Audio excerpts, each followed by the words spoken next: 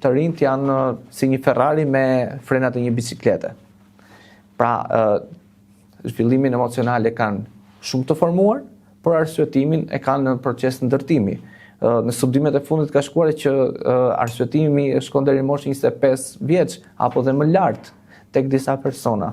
Pra, të gjithë këtë lloj presioni që ata kanë për të marrë një rezultat sa më të madh në shkollë, në disa persona apo dhe në situata të caktuara të gjithë të tjerët kanë këtë presionin dhe që dojnë me anë të një lloj sjellje që ata kanë, me anë të një lloj gjendje emocionale që kalojnë, sepse jo të gjithë do të jenë perfekte dhe njeriu prej emocioneve përbëhet në sjelljen e tij dhe fillojnë edhe kanë situata të pakëndshme apo mbyllen në vetvete apo një problematik tjetër. Por jo domosdoshmërisht neve këta të rinj do t'i diagnostikojmë me një problem të shëndetshëm mendor, të theksuar apo diçka tjetër.